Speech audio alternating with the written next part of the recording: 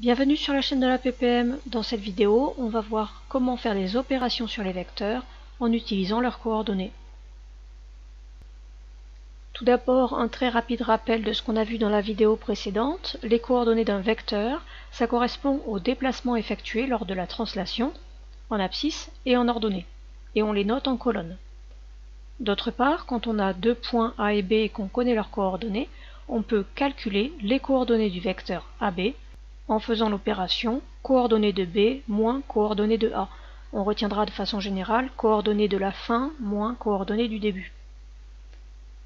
Maintenant qu'on a des coordonnées de vecteurs, on aimerait savoir ce qu'il va se passer au niveau des coordonnées lorsqu'on va additionner des vecteurs ou lorsqu'on va multiplier des vecteurs par un réel. Regardons déjà pour l'addition de deux vecteurs. On a vu dans le plan non repéré que l'enchaînement de deux translations est noté de façon additive avec les vecteurs qui la représentent. Autrement dit, une addition de deux vecteurs, c'est l'enchaînement de deux translations. On l'avait énormément travaillé avec la relation de Schall, dans laquelle on avait pris l'habitude de mettre les vecteurs bout à bout pour pouvoir les additionner. Voyons maintenant ce qui se passe avec les coordonnées. Voici deux vecteurs U et V représentés dans un repère. À vous de déterminer graphiquement les coordonnées de U et de V, simplement en les lisant sur le graphique, puis de tracer un vecteur égal à U plus V et de lire ses coordonnées. Mettez la vidéo en pause, faites vos recherches sur une feuille quadrillée, puis remettez la vidéo en route pour avoir la réponse. Vous êtes prêts? On corrige. On lit tout d'abord les coordonnées de U et de V. Elles correspondent au déplacement en abscisse et au déplacement en ordonnée de chacun de ces deux vecteurs. La flèche représentant le vecteur U se déplace de 3 unités en abscisse et de moins 6 unités en ordonnée. Ces coordonnées sont donc 3 moins 6. De même pour V, qui est représenté par une flèche allant de 5 vers la gauche et 2 vers le bas. Ces coordonnées sont donc moins 5, moins 2. On me demande alors de tracer un vecteur égal à U plus V et de lire ses coordonnées. Puisque l'addition de deux vecteurs correspond à l'enchaînement de deux translations, par la relation de Schall, il me suffit de placer le vecteur V à l'extrémité du vecteur U. Je peux alors facilement tracer la somme, ici en bleu. Il ne me reste plus qu'à lire ces coordonnées. La flèche bleue se déplace de 2 vers la gauche et de 8 vers le bas. Ces coordonnées sont donc moins 2, moins 8. En réalité, je n'avais même pas besoin de tracer le graphique pour pouvoir trouver ces coordonnées. En effet, le déplacement U plus V correspond à l'enchaînement des deux translations. Donc, en abscisse, on s'est d'abord déplacé de plus 3 par la translation de vecteur U et ensuite de moins 5. Le bilan correspond bien à un déplacement de moins 2 en abscisse. De même en ordonnée. On s'est d'abord déplacé de 6 unités vers le bas à cause du vecteur U, puis de 2 unités vers le bas à cause du vecteur V. Au total, on s'est donc bien déplacé de 8 unités vers le bas. C'est cohérent avec la deuxième coordonnée de U plus V qui est moins 8. De façon générale, si U et V sont deux vecteurs dont on connaît les coordonnées, alors il est facile de calculer les coordonnées de leur somme. Il suffit d'additionner leurs coordonnées. Et voilà pour la propriété d'addition. Et pour la multiplication par un réel, comment cela va-t-il se passer?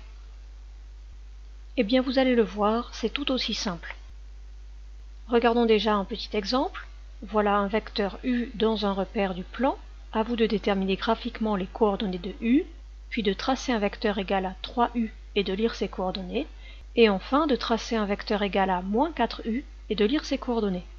Comme d'habitude, mettez la vidéo en pause, faites vos recherches et remettez la vidéo en route pour avoir la réponse. Vous êtes prêts? On corrige. Tout d'abord les coordonnées de U. La flèche représentant le vecteur U représente une translation de 2 unités vers la droite en abscisse et 1 unité vers le haut en ordonnée. Donc les coordonnées de U sont 2, 1. Si je veux tracer un vecteur égal à 3U, c'est un vecteur qui a la même direction et le même sens que U, mais qui est 3 fois plus long. Mais bien entendu, s'il est 3 fois plus long en ayant la même direction et le même sens, alors il se déplace 3 fois plus en abscisse et 3 fois plus en ordonnée. Ces coordonnées seront donc 3 fois plus grandes que celles de U. C'est ce qu'on lit sur le graphique, mais c'est aussi ce qui est tout à fait logique. Enfin, le travail similaire avec moins 4u, c'est un vecteur qui a la même direction et le sens contraire de u et qui est 4 fois plus long. Autrement dit, c'est 4 fois l'opposé de u.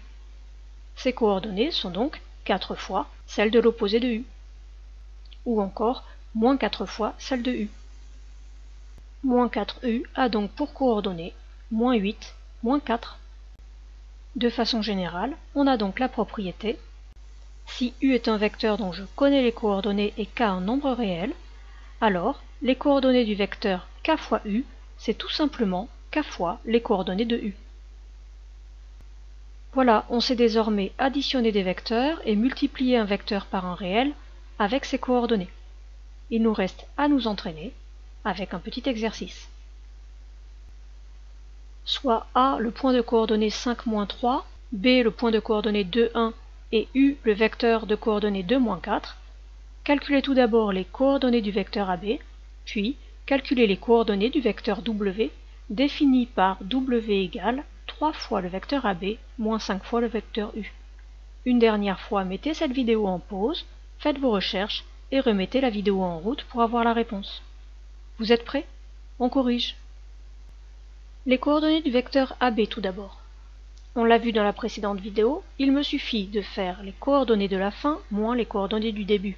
Ici, les coordonnées de B moins les coordonnées de A. Il s'agit donc de 2 moins 5 et de 1 moins 3. Autrement dit, les coordonnées du vecteur AB sont moins 3, 4. On va maintenant utiliser ces résultats dans la question 2. Le vecteur W est égal à 3 fois le vecteur AB moins 5 fois le vecteur U. Mais 3 fois le vecteur AB a pour coordonnées 3 fois les coordonnées du vecteur AB, c'est-à-dire moins 9, 12. Et de même, 5 fois le vecteur U a pour coordonnées 5 fois les coordonnées du vecteur U, c'est-à-dire 10, moins 20. Je n'oublie pas que soustraire un vecteur, c'est additionner son opposé, et je peux donc maintenant calculer les coordonnées du vecteur W. J'applique tout simplement l'opération 3 fois le vecteur AB moins 5 fois le vecteur U. Donc moins 9, moins 10, et 12, moins 20. Les coordonnées de W sont donc moins 19, 32. De cette vidéo, que faudra-t-il retenir? Eh bien quasiment rien. Les opérations sur les vecteurs sont beaucoup plus simples avec des coordonnées. Pour additionner deux vecteurs, on additionne les coordonnées, et pour multiplier un vecteur par un réel, on multiplie chaque coordonnée par ce réel. Ce sont deux propriétés très importantes, mais très simples. Et voilà, c'est tout. Si cette vidéo vous a plu, vous pouvez mettre un pouce bleu, vous abonner et mettre un commentaire. À bientôt sur la chaîne de la PPM.